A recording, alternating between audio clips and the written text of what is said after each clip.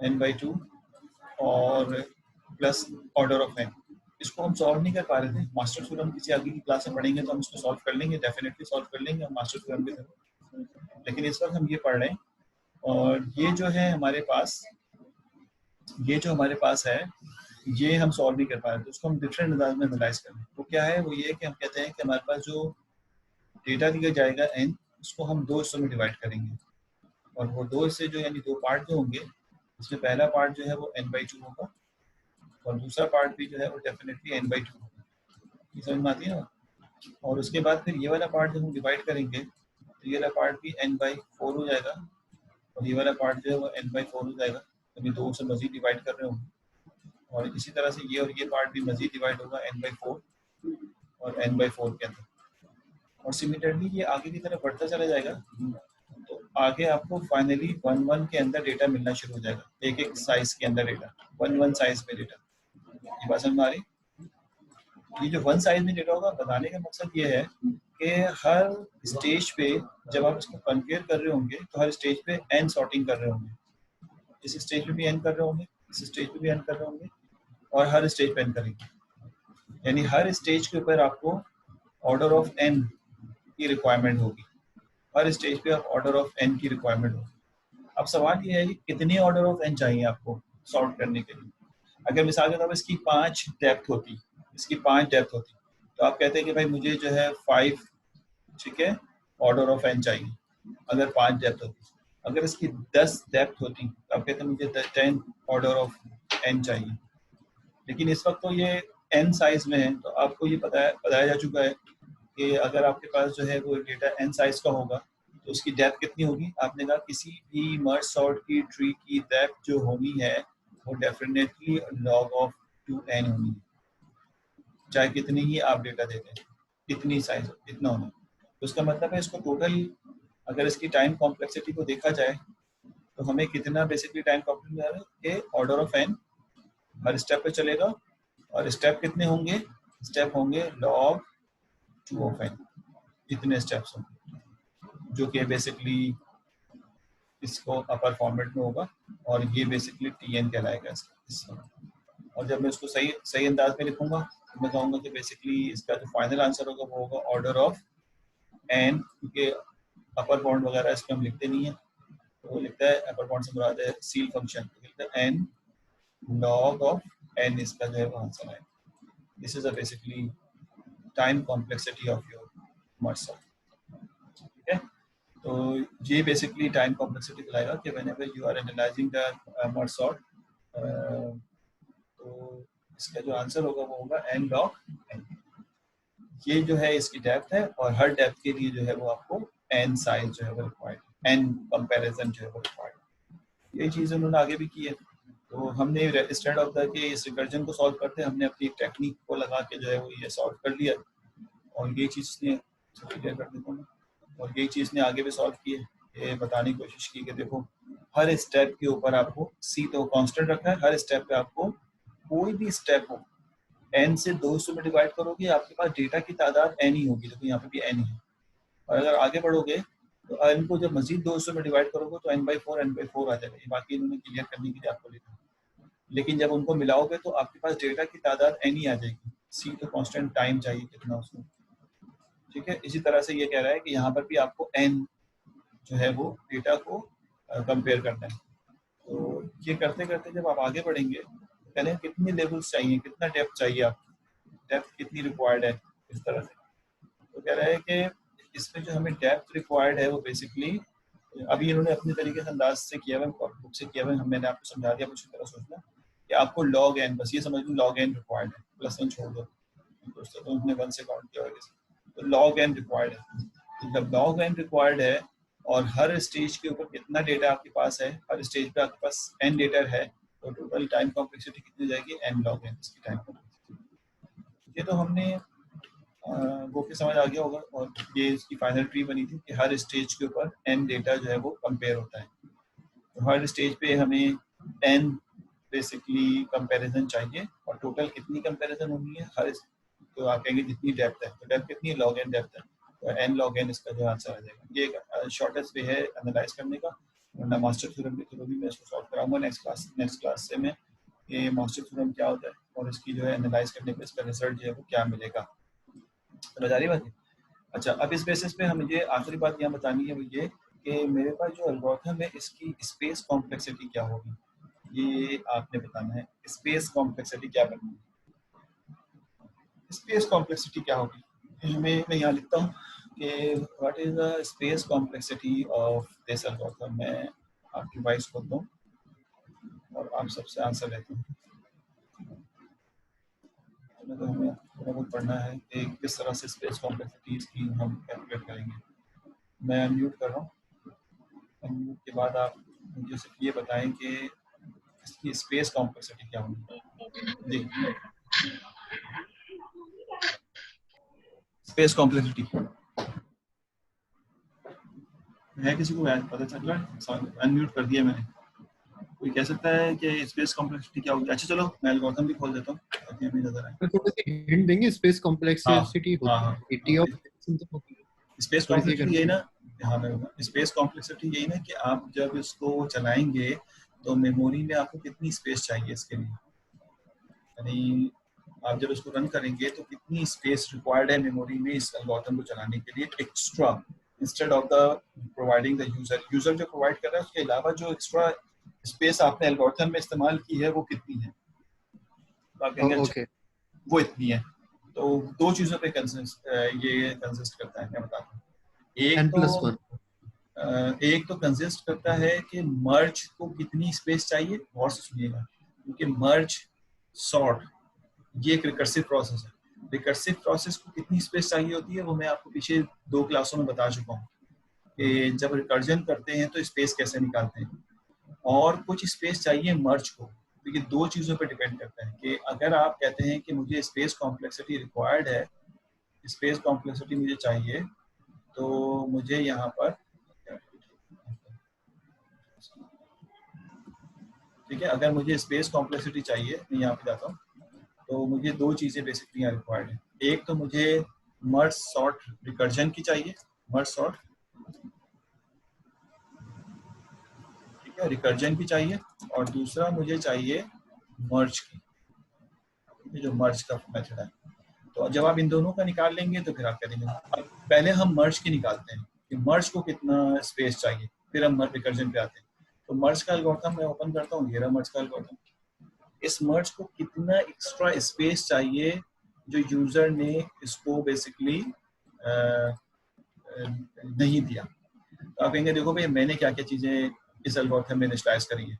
User ने ए दिया था, पी दिया था, क्यू दिया था, आर दिया था, ये यूजर ने भेजा था, ये एल्गोरिथम की रिक्वायरमेंट नहीं थी, यूजर ने ये चीजें भेजी थी। ठीक है, हमने क्या लिया है, हमने यहाँ पर n1 लिया है, n2 लिया है, दो हो गए, यानी एक यहाँ पे लिया और एक यहाँ पे लिया। ठीक, उसके बाद हमने ये एक एल इनिशियलाइज कराया, एक आर इनिशियलाइज कराया, ये हमारी अपनी इनिशियलाइजेशन है, यूजर ने नहीं दी। इन दोनों को मिलाया जाए तो इसका साइज जो है वो n हो जाएगा, n+2 हो जाएगा, क्योंकि एक एक एक्स्ट्रा भी लिया है आपने, एक एक्स्ट्रा एक एक्स्ट्रा। जितना भी यूजर साइज भेजेगा उससे दो एक्स्ट्रा आपने इनिशियलाइज करें, दो ये स्पेस चाहिए आपको। ठीक है, फिर आगे जा रहे हैं तो आपको एक जे चाहिए और एक आई चाहिए, तो दो यहाँ और हो गए, एक जे के लिए हो गया और एक जो है वो आई के लिए हो गया। ठीक है, इसके अलावा आप कहीं कोई एक के लिए हो गया, ये स्पेस आपको रिक्वायर्ड है। दोबारा बता रहा हूँ, जो यूजर ने स्पेस नहीं दिए उसके अलावा जो एल्गोरिथम ने स्पेस इस्तेमाल किए वो कौन कौन से हैं।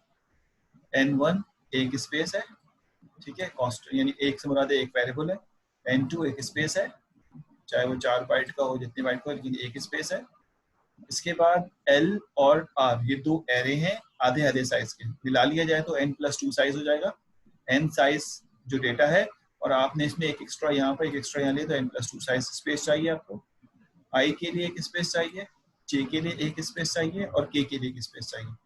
पी क्यू आर के लिए इसलिए नहीं चाहिए कि पी क्यू आर अपने खुद यहाँ से पास किया। टोटल कितनी स्पेस हो गई, ये हो गई 1 2 3 4 5, 5 तो हो गई 1 और एक हो गया n+2। ठीक है, तो टोटल कितना हो गया इसमें n+7। इसका मतलब ये हुआ, इसका मतलब n+7, इसका मतलब ये हुआ कि जो मैंने अभी थोड़ी देर पहले लिखा था यहाँ पर इस जगह पे, तो इसमें ये वाला n जो है, अगर मैं इसको क्लियर करूं, इसमें जो हमने लिखा था अभी, स्पेस कॉम्प्लेक्सिटी हम निकालने जा रहे हैं S of N which is equal to merge sort का स्पेस प्लस मर्ज का स्पेस। ठीक है, इसमें हमें ये पता चल गया कि मर्ज का स्पेस जो है जो प्लस करना है हमें, इसका स्पेस जो है वो n+7 है। ये तो समझ में आती बात, ठीक है ना? ये 7 m, सॉरी ये मैं गलत लिख गया, ये n+7 ठीक है, n+7 चाहिए हमें। अच्छा जी, अब आपका रह गया मर्ज सॉर्ट को कितनी स्पेस चाहिए, ये बात एक है। अगर हमें पास यहाँ पे चल गया कि n+7 है तो मर्ज सॉर्ट को कितनी स्पेस चाहिए, अभी तक तो लीनियर है, ये देखते हैं कितना।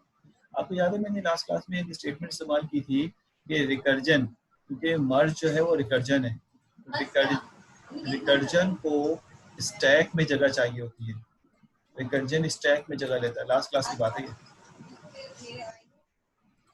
रिकर्जन को स्टैक में जगह चाहिए होती है, और स्टैक में कितनी जगह चाहिए होती है, रिकर्जन को स्टैक में उतनी ही जगह चाहिए होती है जितना कि उस एरे उस ट्री की लेंथ होती है, यानी डेप्थ होती है। जितनी डेप्थ होगी उतनी जगह चाहिए होगी, क्योंकि हर डेप्थ पे आने वाली चीज को सेम लोकेशन चाहिए होती है। मैंने रन करके भी दिखाया था, अगर इस जगह पे जो रिकर्जन आ रहा होगा, जो रिकर्जन इस जगह पे आएगा वो सेम इस जगह पे जाएगा, और जो इन जगहों पे आएगा वो भी सेम जगह पे जाएगा। तो हमने कहा कि जितनी इसकी डेप्थ होगी उतनी, यानी ms की अगर बात करें, ms की बात करें तो basically depth of the tree है ये। ms की बात करें तो ये basically depth of the tree है, और डेप्थ ऑफ द ट्री हमें पता चल गया कितना है, ये log ऑफ n है, ये बात अभी हमने निकाल ली। तो इसका मतलब ये हुआ कि ms को जो रिक्वायरमेंट है, ms की जो रिक्वायरमेंट है वो log ऑफ n है, ms की रिक्वायरमेंट वो है log ऑफ n। समझ में आती बात? और ये दोनों आपस में मल्टीप्लाई नहीं हो रहे, प्लस हो रहे हैं, इसलिए मैंने प्लस अलग से लिखा है, ये log ऑफ n और प्लस n+7। अब तीन चीजें हो गई, log ऑफ n, तीन चीजें हो गई, log ऑफ n और 7। अब आप बताएंगे, यानी अगर मैं इसको क्लियरली लिखूं तो ये तीन चीजें हमारे पास यहाँ पे कुछ इस तरह से आ गई कि s ऑफ n का जो डेटा है, s ऑफ n फाइनली हमारे पास आ गया s of n space complexity आ गया विच इज इक्वल टू, एक आ गया log ऑफ n प्लस, और दूसरा मर्ज के लिए जो था वो n+7। ये तीन चीजें हमारे पास आ गई। जब मैं इसको लिखने के लिए जाऊंगा फाइनली, ये तो हो गया स्पेस कॉम्प्लेक्स, यानी इतनी स्पेस तो चाहिए, लेकिन किस फैमिली से बिलोंग करता है, आप कहें किस फैमिली से बिलोंग करता है, ये कौन सी फैमिली होगी जिससे ये बिलोंग करेगा? तो आप कहेंगे कि ये फैमिली जो है, यानी इसकी टाइम कॉम्प्लेक्सिटी जो है वो बेसिकली इसमें जो सबसे ज्यादा वैल्यू रखता होगा उस पर डिपेंड करेगा। वेरी बिल्कुल सही बताया रिजवान साहब ने कि log n से छोटा होता है, 7 कांस्टेंट है तो बचा क्या n, तो इसका मतलब है कि लीनियर स्पेस रखेगा। ये दो चीजें सामने आई, एक तो ये कि इसका जो हमारे पास कॉम्प्लेक्सिटी यानी रनिंग स्पेस है, रनिंग स्पेस का मतलब है लीनियर है, बिल्कुल रनिंग स्पेस है वो तो बेसिकली यही है, और इसकी जो कॉम्प्लेक्सिटी है वो basically order of N, complexity जो है वो ऑर्डर ऑफ एन। समझ में आ रही बात है, कॉम्प्लेक्सिटी है। अब अगला सवाल ये है कि मैं इसे इसलिए क्लियर करता हूँ कि स्टूडेंट बाद में कंफ्यूज ना हो कि ये बात तो बताई नहीं गई। मैंने इसको ऑर्डर ऑफ ओ से लिखा है, तो ये तो इसका वर्स्ट केस है, क्या इसका कोई बेस्ट केस भी होगा? ये तो इसका वर्स्ट केस है, क्या इसका कोई बेस्ट केस भी होगा, ये सवाल है। तो नहीं, बेस्ट केस वर्स्ट केस में दोनों सूरतों में इसको इतना ही स्पेस चाहिए। भाई ये करेक्ट कर लेना कि बेस्ट केस और वर्स्ट केस दोनों में उसको इतना ही स्पेस चाहिए, यानी अगर डेटा ऑलरेडी सॉर्टेड होगा तब भी इसको इतना ही स्पेस रिक्वायर्ड होगा, क्योंकि मर्ज सॉर्ट ने इसको डिवाइड करना है और डिवाइड करके रिकर्जन कॉल करनी है इसको, इसलिए रिकर्जन कॉल करनी है तो फिर उसके बाद उसको इतनी स्पेस जो है रिक्वायर्ड। ठीक है, बात समझ आ रही है? तो बस बेस्ट केस वर्स्ट केस दोनों सूत्रों में इतने होगा। मैं आपको ओपन कर देता हूँ, रिजवान साहब आप मुझसे सवाल पूछ लें ताकि ये क्लियर हो जाए कि क्या पूछने जा रहे हैं आप। जी रिजवान साहब। सर अगर अरे एक एलिमेंट की दी जाए O of 1 ऑर्डर ऑफ 1 वाली, तो भी मतलब यही होगा इसका? क्योंकि वो तो क्योंकि ट्री देखो स्ट्रक्चर बनेगा। देखो हम n का मतलब ये होता है, जब हम एक एलिमेंट देंगे ना तो वो तो ऑलरेडी सॉर्टेड ही होगा ना। एक एलिमेंट तो हम ले ही नहीं रहे उससे, एक एलिमेंट को तो वर्किंग ही नहीं करें। कम से कम 2 एलिमेंट चाहिए हमें इसको सॉल्व करने के लिए, मिनिमम 2 एलिमेंट, समझ लो। अब ये 2 ठीक है। एलिमेंट ये 1 और 2 साइज होगा, तो काम तो ये दोनों के लिए करेगा वैसे कि इसको 2 हिस्सों में डिवाइड करेगा, यानी ट्री बनाएगा इसकी। ट्री बनाने में जो टाइम लगना है वो तो लगना ही लगना है। देखो और ओके। सुनना, ये बेशक अगर मैं 10 एलिमेंट दूं तो उससे कम टाइम में हो जाएगा, लेकिन इसको अपना कोई ना कोई स्पेस तो उसको चाहिए ना, यानी इसको जो स्पेस चाहिए, यानी अगर मैं 10 एलिमेंट दूंगा तो 10 एलिमेंट वाला स्पेस ज्यादा लेगा और 2 एलिमेंट वाला स्पेस कम इसलिए लेगा क्योंकि जो 2 एरे हम बना रहे हैं वो बेसिकली जो मर्ज के अंदर 2 एरे बना रहे हैं वो डिपेंड करता है डेटा साइज पे। डेटा साइज ज्यादा होगा तो ये साइज भी ज्यादा होगा, डेटा साइज कम होगा तो ये साइज भी कम होगा। लेकिन ये टोटली डिपेंड करेगा डेटा साइज पे। जब डेटा साइज पे डिपेंड करेगा तो हमें, अब हम ये थोड़ी कह रहे हैं 2 देंगे 5 देंगे, हम कह रहे हैं कि इस 2 को भी हम n कह रहे हैं। इसका मतलब है इसको कम से कम n एलिमेंट्स तो रिक्वायर्ड है, n एक्स्ट्रा स्पेस तो रिक्वायर्ड है। अब n का मतलब अगर तुम 2 दे रहे हो तो 2 एक्स्ट्रा स्पेस रिक्वायर्ड है, अगर तुम n की जगह 10 दे रहे हो तो 10 एक्स्ट्रा स्पेस रिक्वायर्ड है। समझ आ रही है? और रनिंग टाइम, ये तो कॉम्प्लेक्सिटी है। रनिंग टाइम तो बेसिकली है कि अगर आप मिसाल के तौर पे मिसाल दे रहा हूँ कि अगर आप 2 डेटा दे रहे हैं सॉर्ट करने के लिए, और सुनना, तो एक्चुअल में रनिंग टाइम ही बताता है कि उसको स्पेस कितना चाहिए। तो इसको स्पेस चाहिए, मैं तुम्हें कैलकुलेट करके बताता हूँ। स्पेस चाहिए इसको log ऑफ 2 और से लिखना log ऑफ 2, समझ रहे हो, n+2 n+7, टोटल कितना हो जाएगा? हो जाएगा आपके पास log 2 का मतलब होता है 1 क्योंकि बेस 2 है इसका, 1 + 1 3 + 7, यानी अगर हम इसको 2 डेटा देंगे तो कम से कम इसको एक्स्ट्रा मेमोरी में 10 स्पेस चाहिए। और अगर यही चीज तुम इसको 5 कर दोगे यानी 5 कर दोगे तो इसका फॉर्मूला चेंज हो जाएगा, log ऑफ 5, ठीक है, log ऑफ 5 + 5, समझ आ रही है, n+7, तो ये बन जाएगा आपके पास log 5 का होल 3 होता है, 3 3 6 और 6 और 10 16, यानी 16 स्पेस चाहिए होगा। लेकिन सही लॉग ये 5 फैम हम इस पे क्योंकि सी फंक्शन लगाएंगे ना, वो तो मिस कर रहे हैं ना यहाँ पे, सी फंक्शन लगा हुआ तो log 5 3 हो जाएगा, यानी 5 से लेकर 8 तक 3 आंसर देगा अगर सील फंक्शन, वरना तो ये log 5 का आंसर आएगा 2 पॉइंट मिसाल को 65 आ जाएगा, तो पॉइंट में तो आंसर नहीं लेंगे ना, मेमोरी पॉइंट में तो नहीं होती, इसलिए हम उसको मेमोरी में, अगर आपके पास जगह जो है वो आधी भी ली जाए तो वो पूरा ही जगह काउंट किया जाता है ना मेमोरी में, इसलिए हम उसको सील फंक्शन लगा देते हैं। ब्राउन कर देंगे। जी जी बिल्कुल। तो 16 जगह चाहिए, तो ये इसलिए 16 जगह चाहिए, पहले के मुकाबले में चेंज हो रहा है क्योंकि एरे का साइज बढ़ रहा है। कुछ चीजें तो कांस्टेंट है लेकिन ये कांस्टेंट नहीं है और ये कांस्टेंट नहीं है, इन दोनों के कांस्टेंट ना होने की वजह से ही डेटा पे डिपेंड है। इसलिए हम कहते हैं कि रनिंग टाइम तो ये है लेकिन इसकी फैमिली जो है वो लीनियर है, और ये दोनों केसेस में चाहे सॉर्टेड हो चाहे अनसॉर्टेड इतना जगह तो आपको रिक्वायर्ड होगा। समझ आ रही है बात? इस जी तरह से जी। ये बेसिकली मर्ज सॉर्ट को अगर तुम देखो ना, मतलब मैं थोड़ा सा कहूँगा कि ज़ाहिर पढ़ना तो पड़ेगा, मतलब इतना तो पढ़ लो कि जो चीज़ हमें पढ़ ली है हमने, मर्ज सॉर्ट को एनालाइज भी कर लिया, उसकी वर्किंग भी देख ली, उसकी स्पेस भी देख लिया, उसकी रिकर्जन पैटर्न भी देख लिया। सिर्फ ये देख लो तुम कि अगर मैंने कहा कि इसकी टाइम कॉम्प्लेक्सिटी जो है, सबको बता रहा हूँ मतलब सारे स्टूडेंट लोगों ने, टाइम कॉम्प्लेक्सिटी जो है वो इसकी आई है हमारे पास n log n, ठीक है, बात समझ आ रही है, n log n, चाहे किसी भी तरीके से निकालो, चाहे रिकर्जन फॉर्मूले से निकालो, चाहे जो टेक्निक हमने इस्तेमाल की है इसकी डेप्थ वाली उस तरह से निकालो, इसकी जो टाइम कॉम्प्लेक्सिटी है वो यही रहेगी, इससे कम नहीं होगी ना इससे ज़्यादा होगी। और स्पेस कॉम्प्लेक्सिटी जो हमने निकाली है वो बेसिकली इसकी स्पेस कॉम्प्लेक्सिटी जो है, ठीक है, ये कॉम्प्लेक्सिटी है, सॉरी एन है, ठीक है, यहाँ पे भी ओ है, ये इसकी कॉम्प्लेक्सिटीज है। लेकिन इसकी रनिंग टाइम जो है वो डिफरेंट है, यानी रनिंग टाइम ये बताती है कि इसको जगह कितनी चाहिए, तो ये तो फैमिली बताती है और जगह, तो ये दोनों वो दोनों चीजें भी हमने निकाली। आपने सिर्फ ये देखना है कि क्या ये बेस्ट केस में भी यही रहेगा या चेंज हो जाएगा। तो मैंने कहा सिर्फ आपने पढ़ना है खाली, मैंने कहा बेस्ट केस में भी दोनों चीजें चेंज नहीं होंगी। मर्ज सॉर्ट जो है बेसिकली जब ये सॉर्ट करने जाता है तो सॉर्टेड डेटा पे वो सारे प्रोसेस लगाता है जो इसने लगाने होते हैं। समझ आ रही है? जो प्रोसेस मेमोरी हम में कितने ग्रैब करेगा। मेमोरी भी इतनी लेगा और स्टेप भी उतनी परफॉर्म करेगा। समझ आ रही बात? सॉर्टिंग करने के लिए वो सारे स्टेप वो कर रहा हो, तो इसलिए मतलब इसलिए हम कहते हैं कि चाहे वो आपके पास बेस्ट केस हो या वर्स्ट केस हो, वो ये सारे काम जो कर रहा हो, इसलिए दोनों सूत्रों में इसका जो है वो रिजल्ट वही है।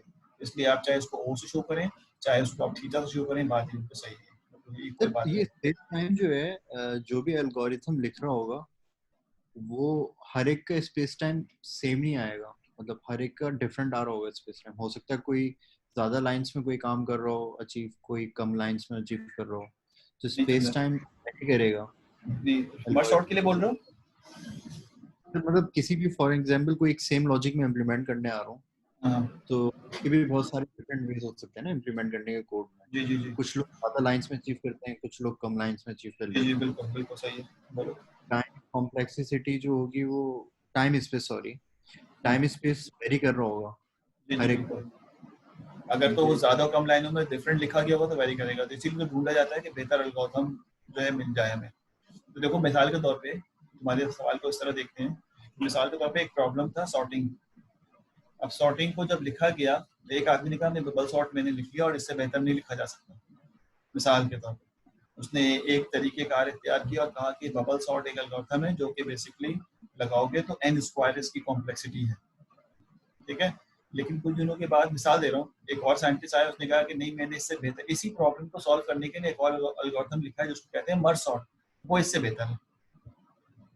समझ आई बात है? तो इस तरह से ये बेसिकली एक ही प्रॉब्लम को डिफरेंट तरीके से सॉल्व करके डिफरेंट टाइम कॉम्प्लेक्सिटी निकाली जा सकती है। जैसे आप कह रहे थे अभी कि हमने सॉर्टिंग एल्गोरिथम को दो डिफरेंट तरीकों से सॉल्व करके डिफरेंट एल्गोरिथम डिफरेंट कॉम्प्लेक्सिटी जो निकाली, क्लियर है ना? तो ऐसा होता है, बिल्कुल ऐसा। आपको कोई टास्क मैं देता हूँ तो और सेम टास्क दूसरे को भी देता हूँ, तो बेसिकली ये दोनों टास्क जो हैं दो लोग डिफरेंट टाइम कॉम्प्लेक्सिटी के साथ निकाल सकते हैं। तो एग्जाम में समटाइम सवाल इस तरह आता है कि ये प्रॉब्लम है और इसको आप लीनियर टाइम कॉम्प्लेक्सिटी पे एल्गोरिथम बनाएं। अब आए समझ, एग्जाम में ये सवाल दिया जाता है कि आपको ये प्रॉब्लम है और इस प्रॉब्लम को पढ़ें और इसको आप जो एल्गोरिथम बनाएं उसको लीनियर टाइम कॉम्प्लेक्सिटी के कैटेगरी में रहते हुए एल्गोरिथम डिजाइन करें इसको। ऐसा ना हो कि आप उससे आगे निकल जाए। तो ये सवाल एग्जाम में दिए जाते हैं नॉर्मली, ताकि हर स्टूडेंट ये सोचे कि हमें उसको लीनियर टाइम में अंदर ही कंप्लीट करना है। समझ आ सर गई ना आपने बात? माइंड लीनियर इक्वेशन बनाया हाँ जी, ये इसलिए कि एग्जामिनर को पता होता है कि इसका आंसर ऑप्टिमाइज जो है वो लीनियर में है, लीनियर में कर ले, यानी हो सकता है। लेकिन जब स्टूडेंट बना रहा होता है तो वो क्वाड्रेटिक में बनाता है, तो वो कहता है यार इसकी कॉम्प्लेक्सिटी तो क्वाड्रेटिक आ रही है, टीचर ने उसकी, तो ये हमें थोड़ा सा जो है वो देखना। तो मैं इसके सवाल उसमें दूंगा, अभी तो पहला वो दिए ना मैंने, तो मैं अभी इसके सवाल भी दूंगा इसके अंदर असाइनमेंट्स में, ताकि आपको ये आइडिया हो कि किस तरह हमें करना है। नेक्स्ट असाइनमेंट जो हम करेंगे ना रिकर्जन वाला, प्रॉपर्ली जो देंगे उसमें ये सारे काम आप कर रहे होंगे, ठीक है। और ठीक है सब अभी सारे के सारे ही अनम्यूट है। आप में से किसी को कोई सवाल है तो पूछ लो, वरना अपनी आईडी लिख के भेज दो, ताकि हम असाइनमेंट को दूंगा, अभी थोड़ा सा रिलैक्स कर लो, 2 वीक बाद दूंगा, थोड़ा बिजी भी बहुत हूँ। मैं ज़रा अपनी यूनिवर्सिटी के सारे मसाइल पूरे कर लूँ, क्लास ख़त्म हो रही है, तो मैं इसके बाद फिर आप लोगों की तरफ तवज्जो करूँगा असाइनमेंट और क्विज़ेस की। सर आईडी लिख लास्ट के भेज दो, असाइनमेंट के अगर क्वेश्चन आप एक्सटेंड कर दें, मैं कर 8 देता के हूँ, इशू है सर, 1 वीक सबमिटिंग एक्सटेंड कर करना दो, 1 वीक एक्सटेंड कर देता हूँ। लास्ट वाली असाइनमेंट जो सर आपने दी थी। जी जी, मैं 1 वीक एक्सटेंड कर देता हूँ उसको, जी सर। ठीक है। अपनी आईडी लिख के यहाँ भेज दो ताकि मैं अटेंडेंस लगाऊँ, आईडी लिख के भेज दो अटेंडेंस लगाने के लिए, और कोई मैसेज ना करो ताकि मुझे आसानी हो अटेंडेंस में। ये बंद होने वाला है आईडी, बाकी अपना ख्याल रखो, इंशाल्लाह क्लास अगले भी। आज थोड़ा लेट हो गया था, एक जगह मीटिंग थी मेरी, तो उसमें मैं थोड़ा लेट हो गया। इंशाल्लाह नेक्स्ट टाइम 3 o'clock पे लगा दूँगा। और ठीक है मैं सर। क्विक शॉट पढ़ाऊंगा, क्विक शॉट पढ़ लेना, क्विक शॉट।